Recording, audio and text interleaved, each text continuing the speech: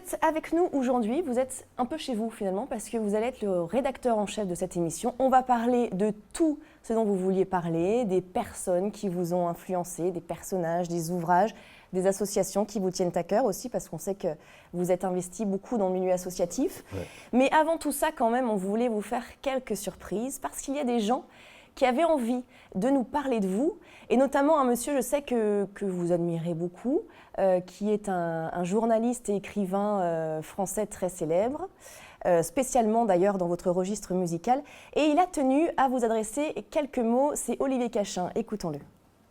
Moïse, c'est un petit peu un revenant parce que c'est vrai que ça faisait un moment qu'on n'avait pas entendu parler de lui. On était resté sur l'image de Tribal Jam et savoir qu'il revient maintenant en artiste solo avec toujours la même belle voix et puis peut-être une nouvelle maturité aussi. Et puis malgré tout, toujours cette envie de rester sur ces mêmes références qui sont plutôt nobles, puisque c'est vrai que là on pense à Marvin Gaye, on pense à vraiment de la soul à l'ancienne, la soul des années 60 ou 70, et pas du tout ce qu'aujourd'hui en 2015 on appelle R&B, à savoir ce truc un petit peu moderne et pas toujours très convaincant vocalement. Moïse, c'est vraiment un chanteur à l'ancienne, il a vraiment une voix qui vient de loin, et je dis pas ça seulement parce qu'il a commencé dans les années 90.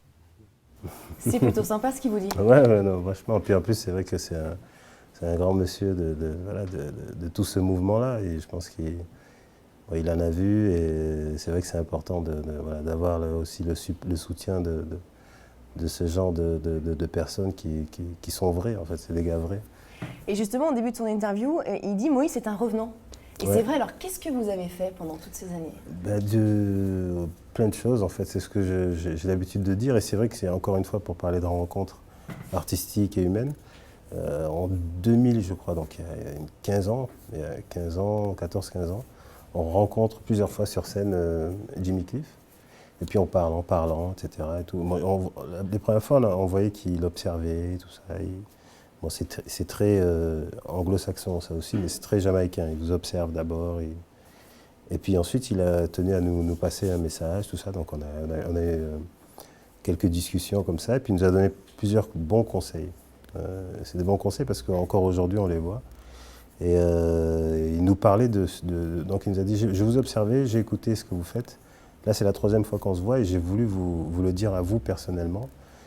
Voilà, donc il nous a parlé de différentes choses. Et puis il nous a dit aussi... n'oubliez pas de vivre les choses et de vivre des choses. Donc de vivre les choses dans le sens, voilà, la vie avec un grand V et de manière large, c'est-à-dire tant professionnellement que personnellement, pour rester inspiré. Et je pense que c'est de la part d'un gars comme ça, bien sûr, on en a tenu compte avec mon frère. C'est vrai que les conseils de Jimmy Cliff, je pense on peut les écouter, je pense. Il vaut mieux en général. Et en fait, il vient de loin. En gros, il vous a conseillé de ne pas vous contenter, enfin vous contenir uniquement dans la musique, de vivre plein de choses, d'essayer plein de choses. Parce qu'en fait, pour faire de la musique vraie, lui, ce qui l'a intéressé, ce qui lui a parlé, je pense, que c'est ce qu'il a voulu nous exprimer. Son sentiment, c'était qu'il a ressenti en fait de la vérité et dans ce qu'on faisait. Et donc, il voulait surtout nous dire que pour être saoul, et c'est vrai, nous, on l'a vécu comme ça aussi. Pour rester vrai, et d'ailleurs, dans les mots d'Olivier, Olivier Cachin, on entend aussi ce côté-là.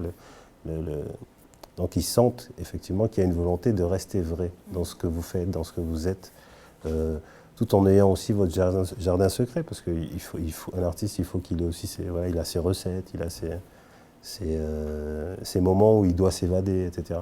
Et de vivre des choses humainement, ça vous recharge et ça vous comment on dit, les pieds bien ancrés sur terre et la tête dans les étoiles, mais les pieds bien ancrés sur terre.